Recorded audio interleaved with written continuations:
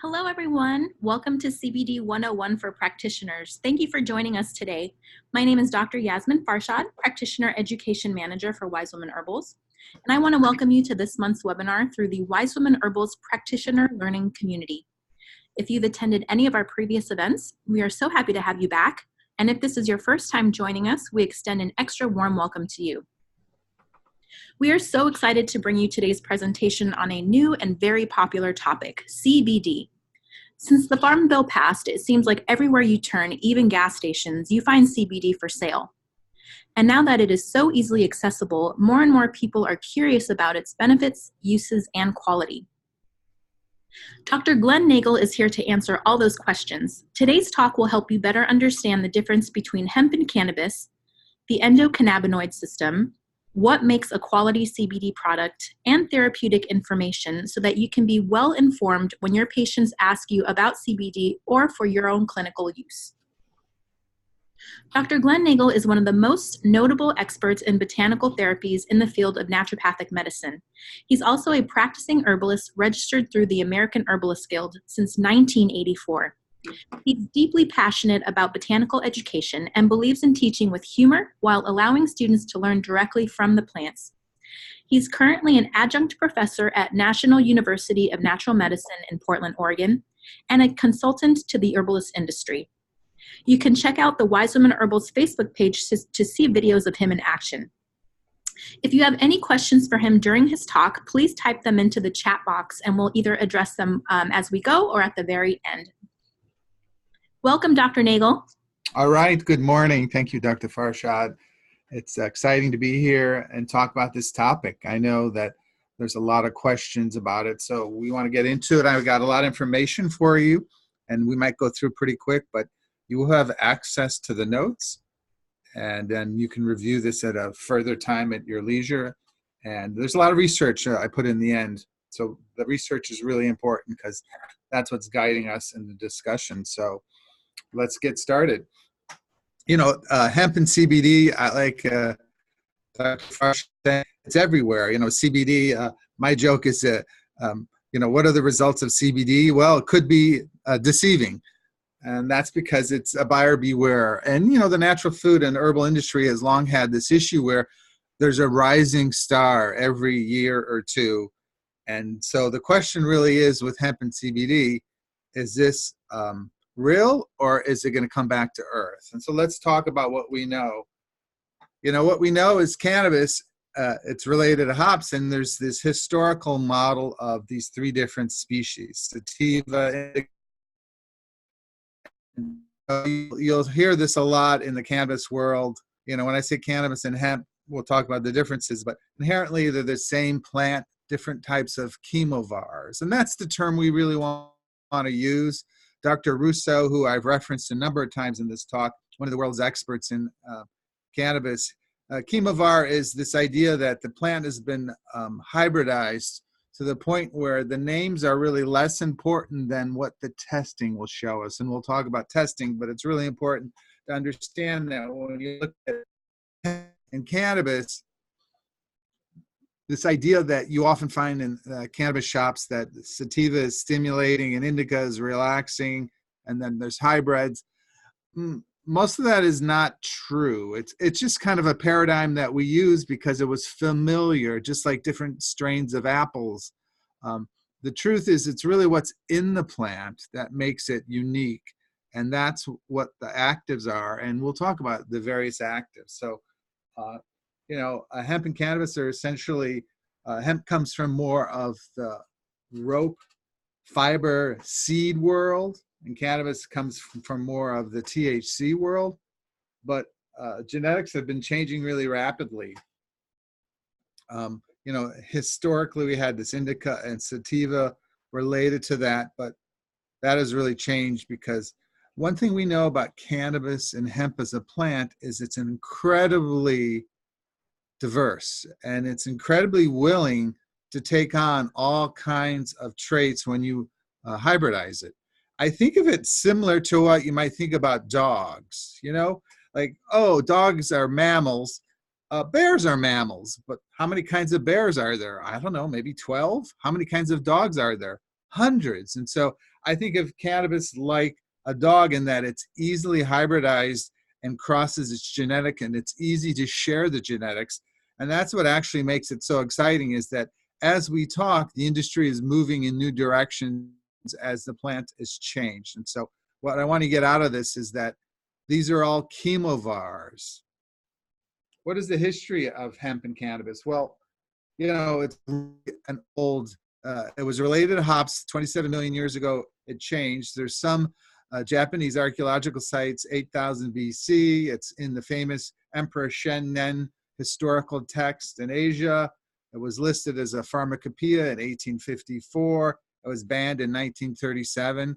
And of course, since then, it's been, Schedule 1, no medical use, until recently, and we'll talk more about the Farm Bill, which really made hemp available to everybody. So when we see hemp, it's not cannabis, but it's difficult to tell. One of the things they run into out here in Oregon is that if somebody's transporting hemp, it's legal, but if you get stopped, and how does the law enforcement know? By looking that it's not cannabis and it's hemp. This is the challenge, is the identifying features are chemical analysis. Organoleptics and visual is not enough. And so typically hemp is going to have a low THC content. The slide shows it a little bit better, that they're both cannabis sativa, but the big difference is hemp is now legally defined as under 0.3%. That is very, very low THC. And if you think about 0.3%, that would be in 100 milligrams, that would be 0.3 milligrams. That's very little. Cannabis and marijuana, cannabis is the word I use, 10 to 30%. Hemp has the seeds, it has the fiber. It's a estimated $1 billion in the industry. And so here's another breakdown between the seeds and the oils. So cannabis has so many products. I mean, the hemp seed oil, which does not have CBD or THC in it, that is a GLA and essential fatty omega-6, omega-3s. So there's so many uses. We're going to really talk about the use of flower from hemp plants or flower from cannabis. Those are flowers, these are the unfertilized female flowers that contain the trichomes, that contain the active constituents that are put out. So if we look at this is as of 2018, you can see the dark green has recreational and medical. The light green or the middle green is medical. Light green is CBD legal laws, and illegal is the gray. And you can see if you live in South Dakota, North Nebraska, or Kansas, or Idaho, you have a problem, but almost everything. And I think of this like the green wave from the two coasts, especially Oregon, Washington, and California, and Nevada have formed a front as we look at the legalization. Now let's look at it as it relates to hemp, because of course hemp now is essentially a federal farm bill regulated it as something that be commercially bought and sold, although there are states that have their own laws. And as I understand it, there's a few states that still do not allow cultivation of hemp or do not allow the sales of hemp. But that's still a challenging thing, because in 2018, the Farm Bill was passed, and this is the idea that it takes cannabis and separates it from hemp. And so hemp is no longer considered cannabis, and it's no longer considered a controlled DEA substance. That means a federal ban on shipping, cross borders, production is no longer in place. And so relative to its popularity is mostly goes hand in hand with its availability. And I'll show you some numbers here because it's really interesting.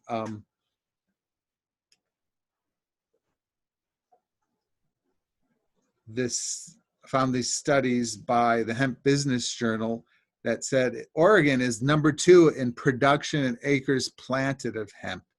And you can see that the growing and the amount of growing is up 125%. And so this is what we're seeing since the Farm Bill in 2018.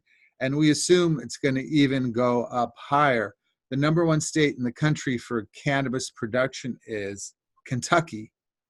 And I think that's because the growers are getting out of tobacco and into hemp. And so it's really about strong agricultural states working with the government and working with growers. And I know living here in Oregon, you can drive down I-5 and see there's a hemp field growing. What about the numbers? Well, this is revenue over the last year, 2018, and it looks at the green bars are hemp companies and the dark blue are cannabis companies. And you can see they're all experiencing significant revenue growth, 30 to 50% in a year.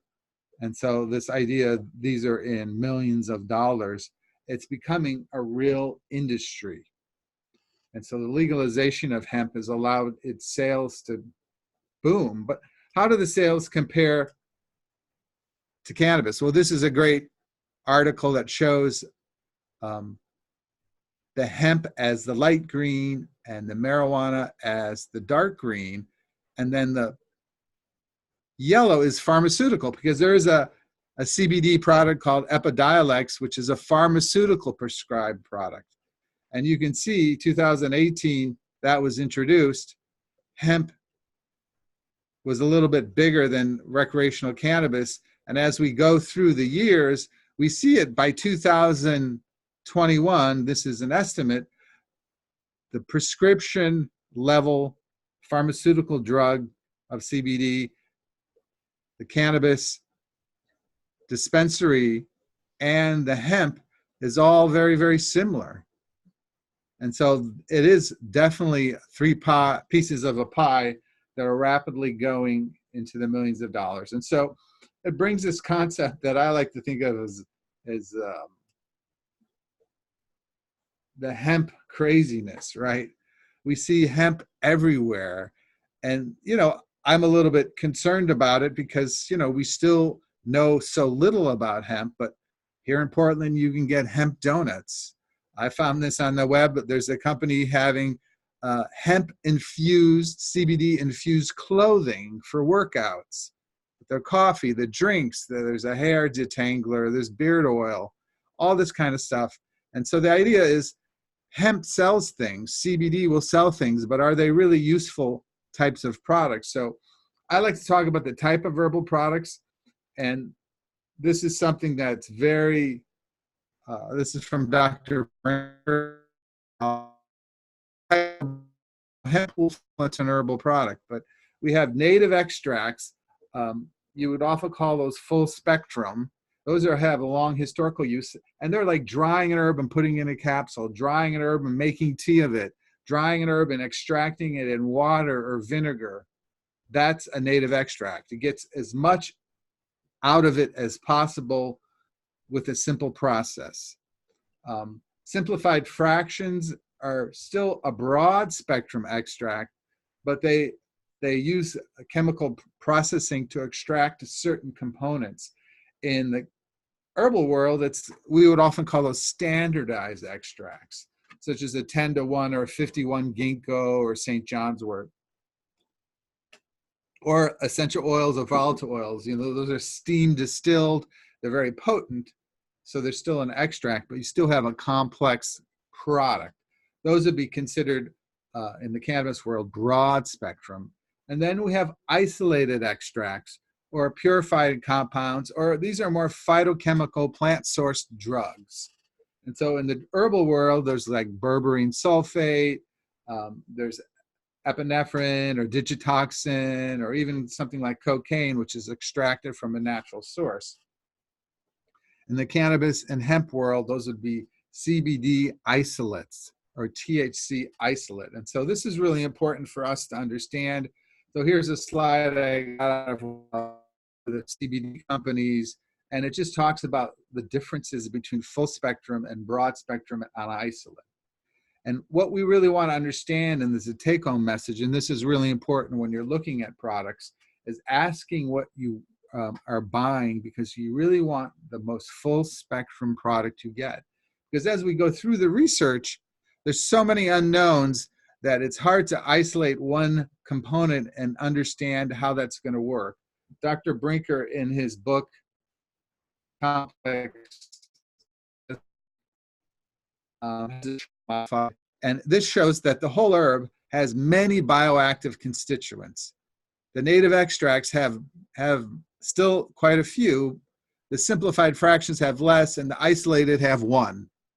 So as we're losing constituents, the number of additives goes up, because when you isolate something, you have to add things to make it a pill, to make it a liquid, and then the potential for side effects goes up. And so what we're really wanting with hemp is a product that's very, very complex, that has a lot of the fractions, the components we'll talk about, so-called actives, because those by themselves are going to give us the most bang. And this is a traditional herbalist viewpoint. So hemp can be an herb or hemp can be a drug. It just depends the type of extract. So the isolates are more like drugs and naturally sourced, of course. And the full spectrum, broad spectrum extracts are more like the herb. So those are important things to ask when you're looking at supplies. So we'll talk briefly about my master conductor. This is overriding adaptation to biological stresses and health and well-being. So I like to think of it as the balancer or the homeostatic balancer. And in the literature, somebody said it's the eat, sleep, relax, forget, and protect system. And so if you think about life today under stresses, it's definitely put under lots of stress. And so we all have this system, although it was first discovered in the 60s and identified specifically in the 80s. It works in broad aspects of the body: appetite, energy, emotions, mood, reward and pleasure, reproductive inflammation, sleep and stress. So if you look at this slide, almost all these conditions are something that affect modern health. These are some of the most common complaints in doctor's office related to emotions and memory, to moods, to immune. And so naturally, we make our own endocannabinoids. Molecule and 2-arachidonyl glycerol, or 2-AG. These are made in the body. When you're healthy, the activities of health promote this, which is rest and relax and balance. And so some people say that even research has shown that things like the runner's high, if you run a marathon, at some point it kicks in some of these natural bliss molecules and you can kind of feel your natural anandamide. How much do we actually make of these compounds? And here's an important thing is there's nothing to say you can't build your own endocannabinoid tone without cannabis or hemp. It's just those agents are helpful because they're such a direct support. And I think there's some slides at the end about how to build endocannabinoid health, but it is something that's really important looking at. So,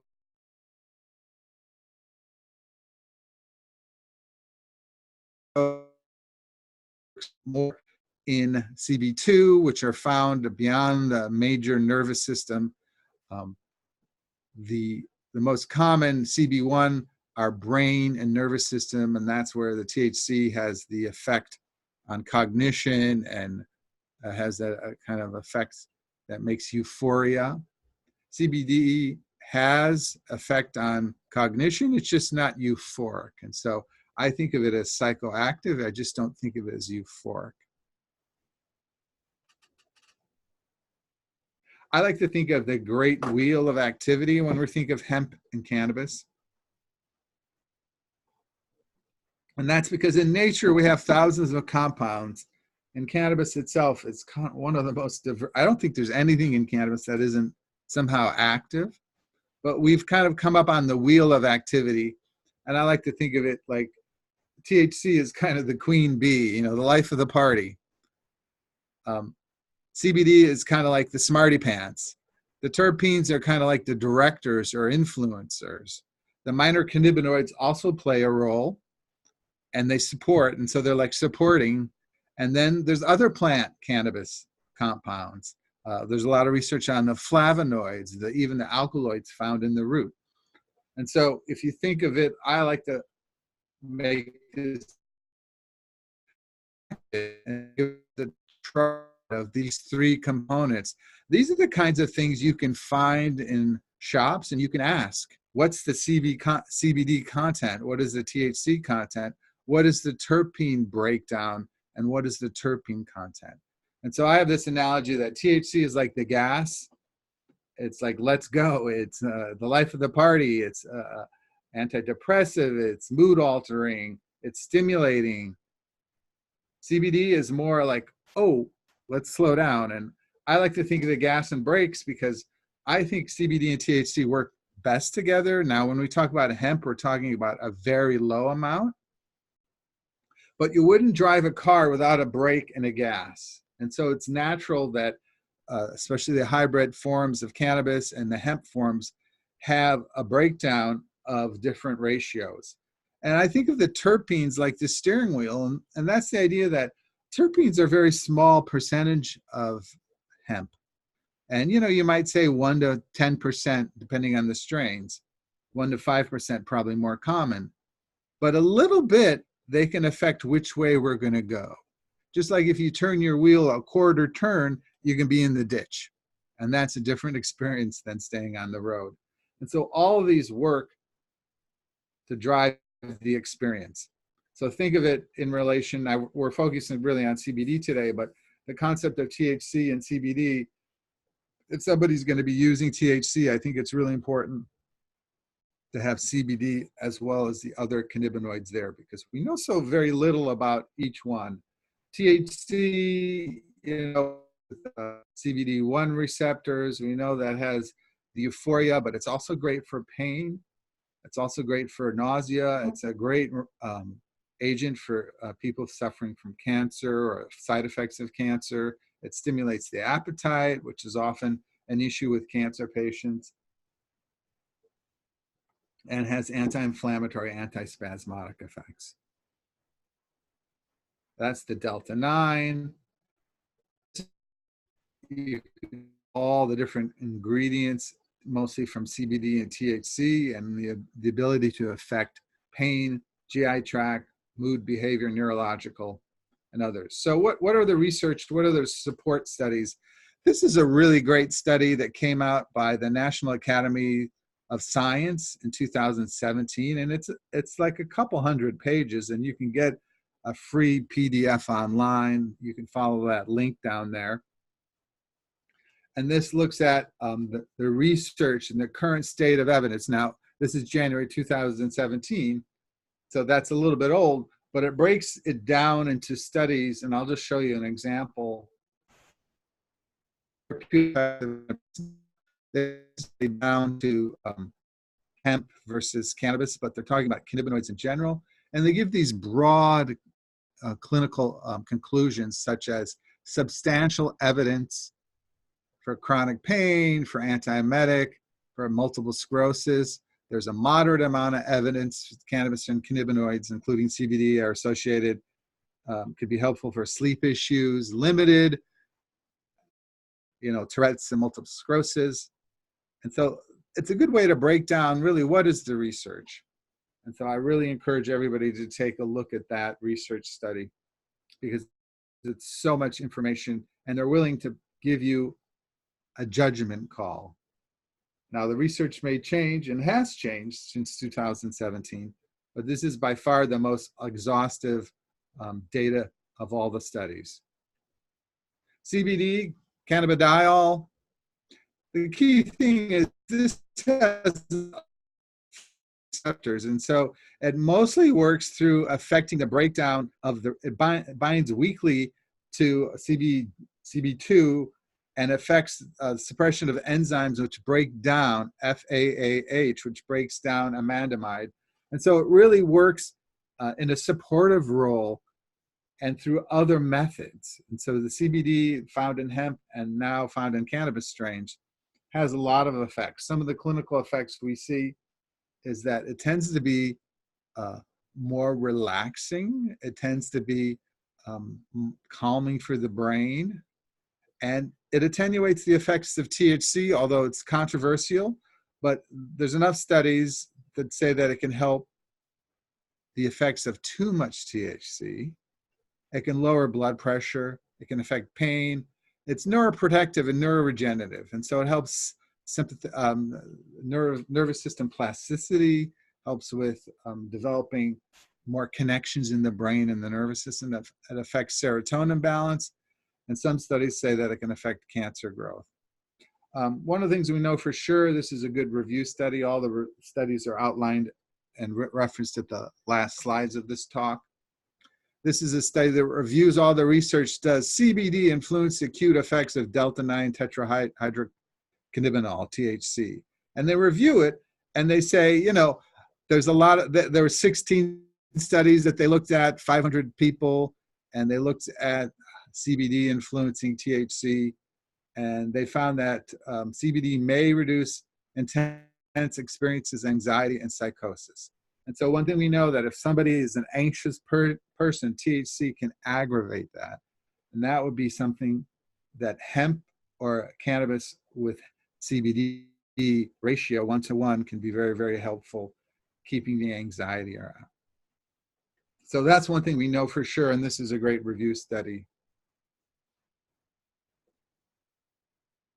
There's also the studies that are the most recent, 2017, 18, and 19, because older studies are going to have different, this talks about the state of art for the use of CBD. And so this is a great review article.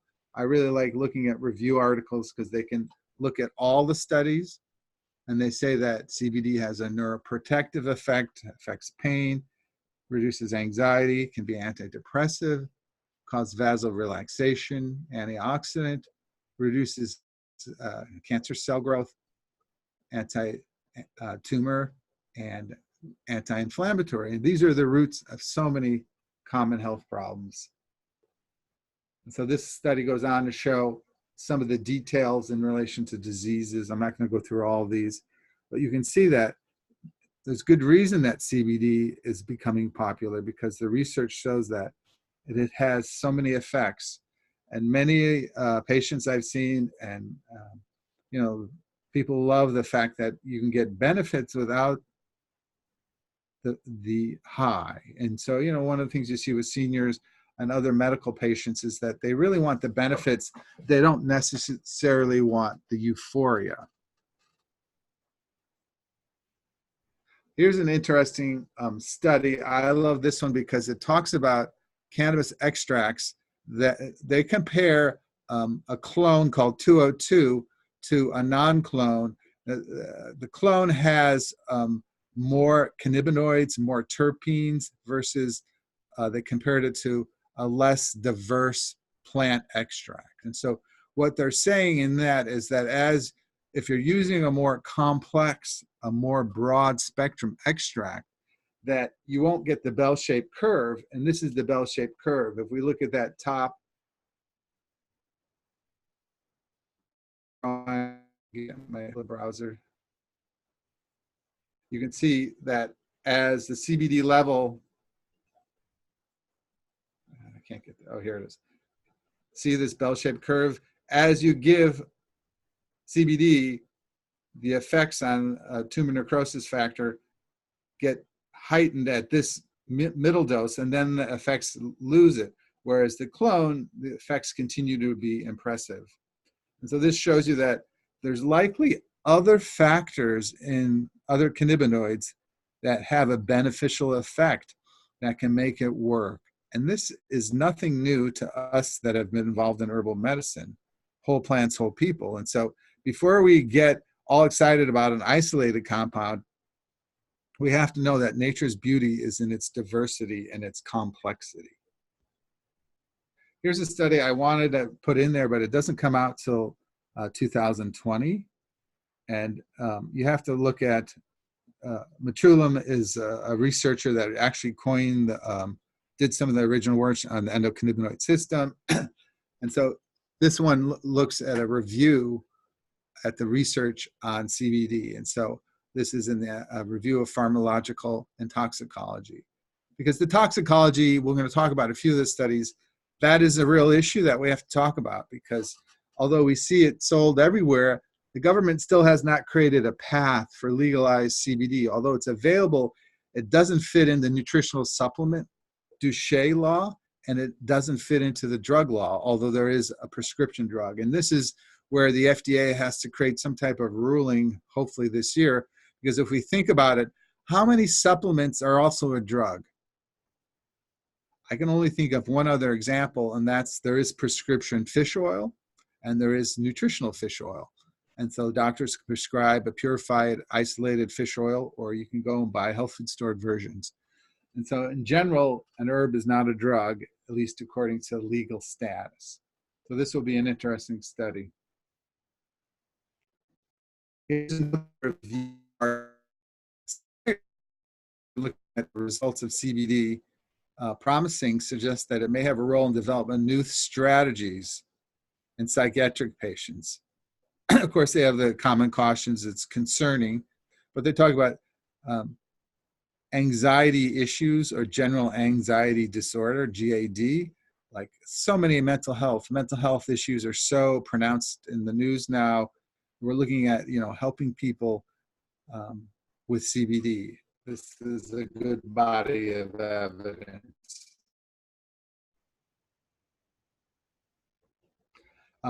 This is this is from the Mayo Clinic, a clinician's guide to cannabidiol and hemp oils. This came out, I believe, in 2017. This is probably what I would consider a more conservative viewpoint, but it does a great job of reviewing the research. And a lot of the research they quote is with the CBD-based drug Epidiolex, because that is approved by the FDA as a treatment for epilepsy. And it also looks at CBD and hemp oils. And so they're going to say the body of evidence is growing, suggesting it could be helpful in chronic pain and opioid addiction. And opioid addiction, of course, is a huge issue. And so some of the studies show that CBD can be helpful in calming the cravings and recovering from the addiction. Here they again talk about the issues with regulation. Of course, the drug Epidiolex is very purified and very tested, but it's also very isolated. It doesn't have any of the entourage effect. And we'll talk about that in a minute. So we can always talk about research, but we have to think of what form it is in before we can really interpret the research. I want to highlight topical use, because topical in creams and lotions and balms is really a growth area.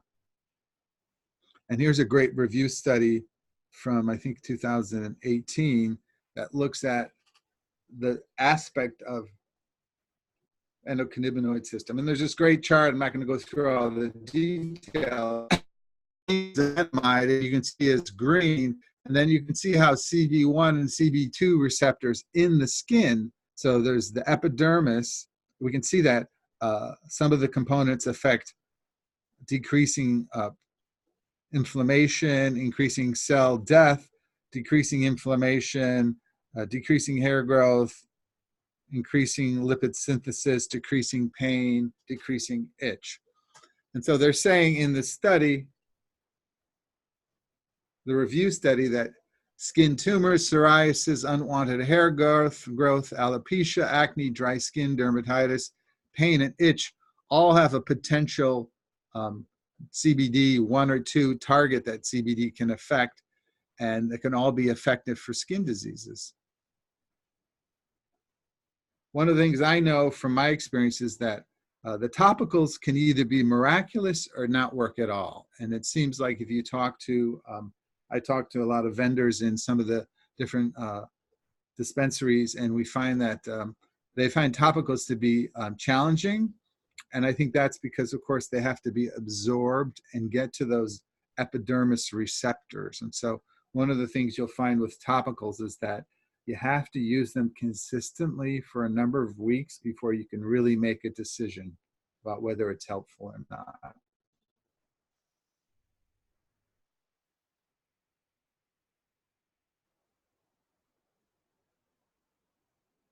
With CBD enriched ointment for inflammatory skin disease and scars. So this was a topical administration of a CBD ointment without any THC, and they found that it was helpful in skin disorders. Now, the second slide shows you before on the left and then after on the right. You can see there's improvement, but what I found in this study is that the CBD ointment, it didn't tell you how much CBD was in there. It also showed that it had calendula, lavender, and chamomile. So those other herbs might also be part of the effect. And so this is why it's really important to read the details on the study. So it's a positive study, but it's also an herbally enhanced. And so it would be a much more complex product than just isolated CBD topically. What are the other prescription? Well, there are other synthetic cannabinoids on the market. Marinol is a THC synthetic that has been out since the 70s. It was used for wasting. It's there's THC, Sesamet, Epidiolex, and Civativex. I think Epidiolex is naturally sourced, although it's isolated. The other ones, I believe, are all synthesized. And here again, the studies are mixed, but we know on the Marinol that it doesn't seem to work that well for what it's described to do. It's a synthetic THC. And so I would say the same about other forms of synthetic cannabinoids. What are some of the other ones? Well, there's potentially 70 or more cannabinoids found in the plants, including CBG, CBN, CBC, THCV, and then, of course, the acids. If you just eat cannabis leaf or eat the dried hemp flowers, you'll get CBDA. That's CBD cannabidiol acid. And this is the concept that decarbed is heated, and this happens with smoking or vaping or heating products. And so oftentimes the manufacturers of CBD oil are heating it to make the CBDA into CBD. And that can be done in oil and butter.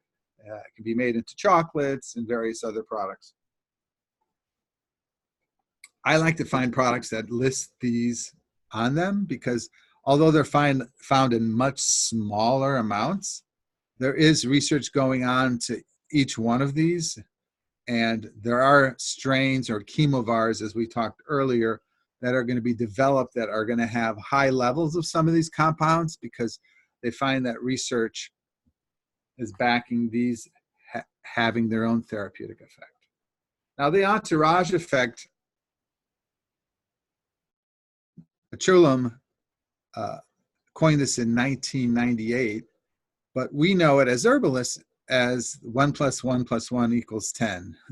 And this is the concept of synergy idea that all the components aren't isolated, but they work together.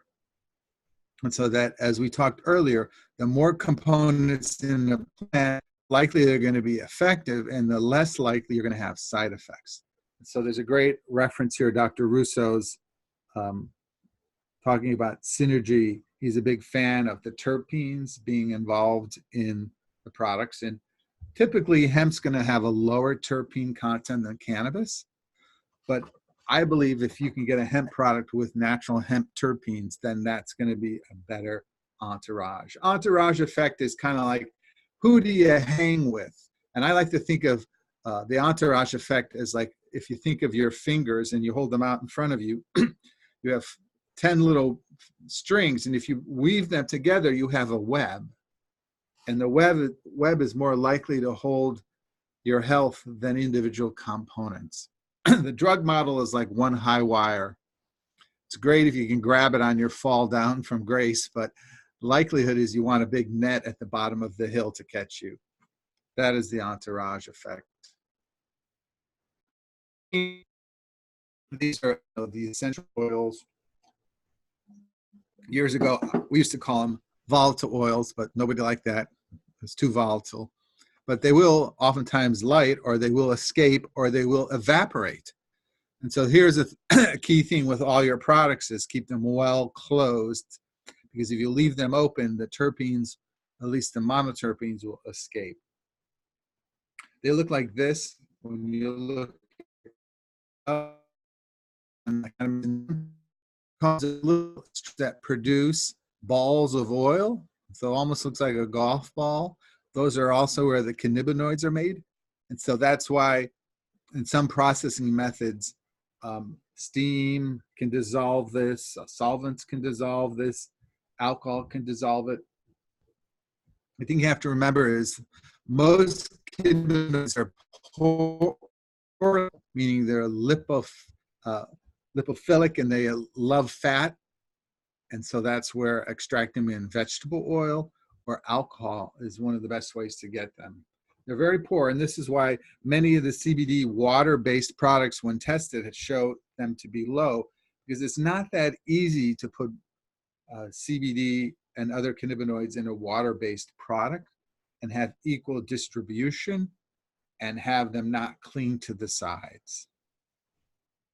I know there was a testing on a local TV station, and they looked at products that had CBD, and they found that basically the tinctures, the oils were well tested, but the liquids like the teas or the donuts or the sausage, they were difficult to find actives in them.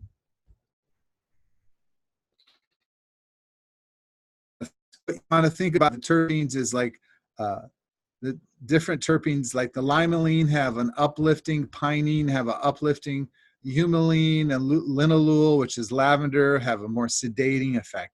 And so think of the terpenes as driving the bus, like I said earlier. And the idea is that you really want your nose to be involved. If you can get a hemp product and you're getting a flower, you really want to smell it. One that your nose knows what you need. That's a little pun, but I agree that it's really important to smell what you're going to take. What about this safe cannabis? Well, it has, you don't want to take alcohol in large amounts or sedative herbs or other opioids or other things, because there are CBD receptors in the brain. You know, some of the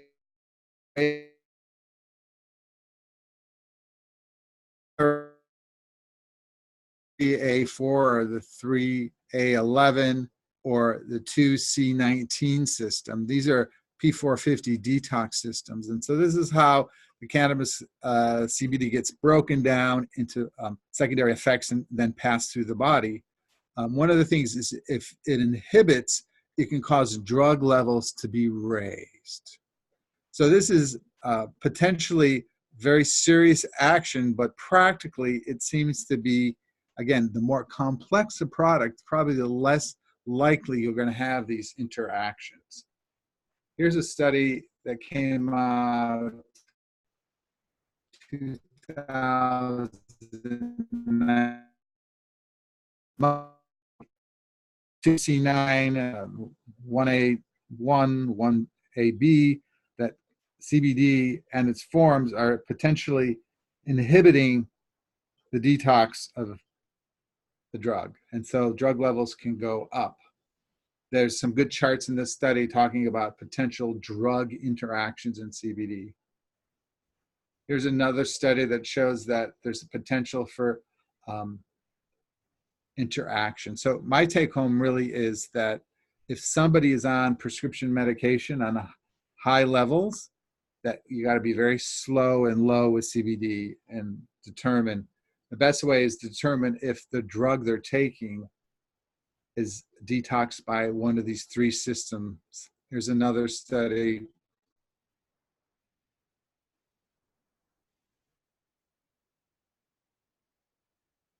As being potentially real. Although practically talking to patients, I haven't really seen a lot of concerns. It's in the literature that it's a concern. Adverse effects, this is a study from Russo, most common nausea, anxiety, dry mouth, headache, rare nausea, cannabis, hyperemesis syndrome, tachycardia, depression. And this is where THC and CBD can be overdosed. A lot of people have taken too much THC and know the effect, but you can also take too much CBD and the effects can also be profound. This is the most studied concentrations of CBD and CBDV can damage genetic material of human-derived cells. The studies show that there's potential micronucleus aberrations in the bone marrow of mice. And so they say that it's currently available data indicated that it's a potential for carcinogenic properties of cannabinoids. Now, when you go back to the study, and I got a detailed slide on this, you can look at again, this is human cell lines and animal cell lines, but the levels they were using were considered to be appropriate for what you would get if you were smoking or vaping. And they also test mucosal oral cells as well as liver cells. The thing that, when you read the details of this study, is that they were using a 99.8% purified CBD and CBDV. So again, we don't have any of the entourage effect. And I think there's a lot to those other secondary components that can prevent. Like if you think about CBD as an antioxidant, it's sure important to get some of the natural terpenes and flavonoids that are found in the plant to enhance that. And so this is a really worthwhile study to look at. And you'll probably hear a lot if you're somebody that's advocating CBD, they're going to ask you about this study. So it's a pretty elegant, detailed study. I had to read it a few times to try to understand it.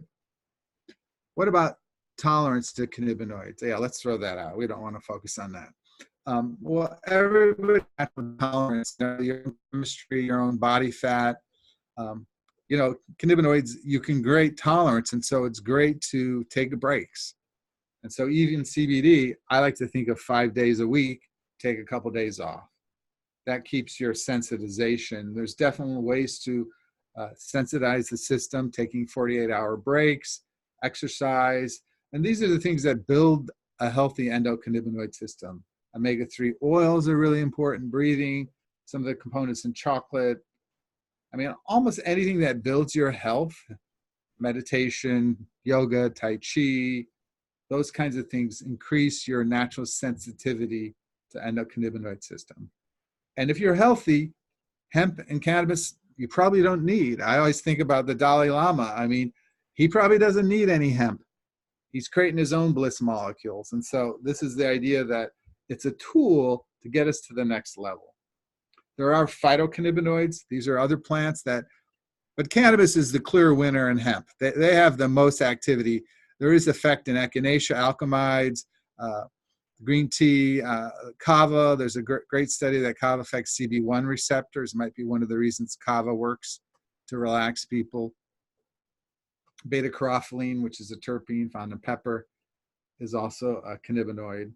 And so there are products out there that are not hemp related. There are plant cannabinoids, but it's kind of like going to Walmart to get, specialty products. It's just, you want to find the best distributor of specialty products, and the big plants like non-cannabis plants are going to have a much lower level or low level of activity. I think where the phytocannabinoids really come in as supportive molecules with the CBD. So these type of products might be great to take with THC or CBD to get the benefits. Ways to consume it. I mean, there's a lot of different methods. The smoking is the only joints you can smoke them. The concept is smoke has a problem, right? The negative carcinogens in burnt. Now, vaping, it was always considered safe for many years. Now, of course, they're banning it in Washington and Oregon for flavored vapes. There's been 1,000 deaths nationwide related to vaping. You got to remember, vaping is not smoke, it's an aerosol. And think about cannabinoids. They're thick, they're sticky, they're resinous. And when you're putting those in your lungs, your body has to absorb them, and then it probably has to do a little cleanup. And so we don't know what the truth is on that. But vaping, of course, is the quickest way to get it in the bloodstream. We have edibles, they're popular, cookies, chocolate, but they go through the first pass effect. And some references say you can lose up to 80% of the active ingredient. And it takes 2, maybe even 4 hours. Sublinguals, alcohol tinctures, are pretty good. They're more consistent, and there's less first pass effect if they are directly absorbed.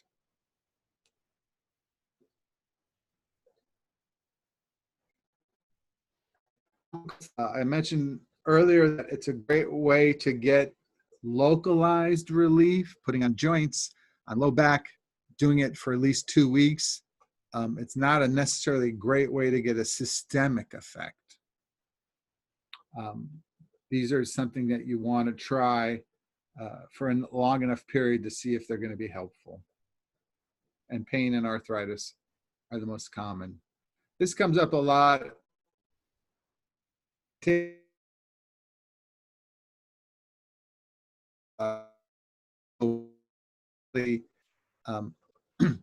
it's a low THC product and you're taking reasonable doses, it's unlikely to cause a positive test.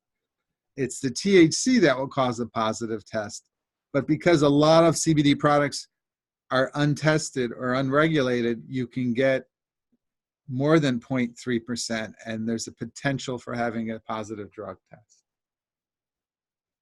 So that leads to one of my recommendations, which is if you really want to know what's in your CBD product, buy it from, in Oregon, licensed dispensaries. In other states, you're going to have to do your research about the companies and who's been making it the longest, because in the Oregon dispensaries, everything in there is tested. It's tested for heavy metals, it's tested for mold and mildew, it's tested for actives. So here's the kind of summary with hemp. CBD is one of many cannabinoids found in cannabis and hemp, and the chemovars and diversity is really key. We want complexity.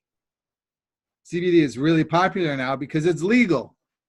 And so if you want to sell CBD products, you can sell it to almost every state, whereas cannabis growers in Oregon or manufacturers can only sell cannabis products in Oregon. So it's a great, that's probably the reason there's the biggest boom, is the legality.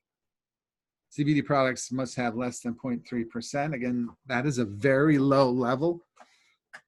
And it's not impossible, but it's very difficult to get everything purified. And so if your water was 99.7% pure, you'd probably be good with it. Sourcing of hemp is super important. It is a bioaccumulator of toxins. And so you really want to find is that the hemp can be organically grown, but it can't, because of a tweak in the law, it can't be sold as organically grown. You know, the little green and white symbol. You want to choose the retailer carefully. You want somebody that really knows what they're talking about. And as I said earlier, you want full spectrum products. You want as much. We don't know enough about all of this to say, let's throw this out. It's not important. And I think of it like if you had a car, the most active is the engine and the wheels. So if you isolated the engine and the wheels and threw everything else away, it's not going to make it more functional. It's going to make it less functional. So you need the hood, you need the seats, you need the steering wheel. And I think this is the same with hemp. CBD is generally safe, but with meds, there are all kinds of cautions as an inhibitor.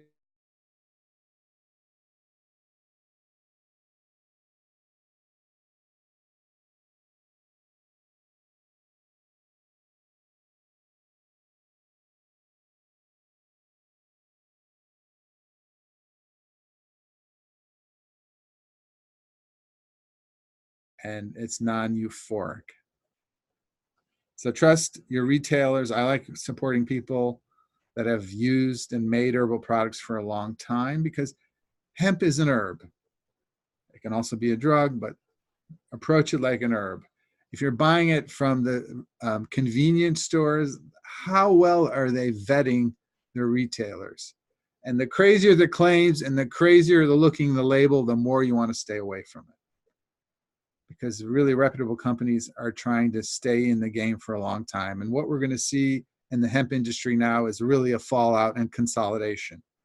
I think we're kind of reached our peak. I think from here, only good companies are going to remain in business. And this vaping issue it's really going to divide a lot of the companies. So trust those that have a long history. Research.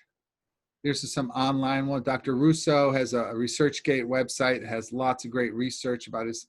Dr. Sulak is a holistic, lots of information about using medical hemp and cannabis. And then that National Academy's report I talked. Here's the references of all the studies. You can look up the details. Many of them now are available on PubMed for free, not all of them. So you can always get the research summary, but I encourage you to get the whole article and read the details, because when you start saying, what did they use? How did they use it? What dose did they use? The details, of course, are really important. So those are the 2 pages of references. And boy, we ran through that in a quick hour. That's a quick overview, but it's been an important topic. Wonderful. Thank you, Dr. Nagel. So All right. We do have some announcements. Wise Woman Herbals is proud to announce its new line of CBD topicals.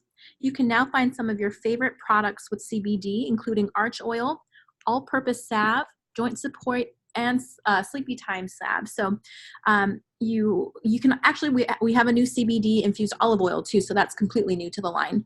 But don't worry, if you don't want to infuse with CBD, we still carry all these products as an option without as well. So please visit Wise Woman Herbals website for more details on these products.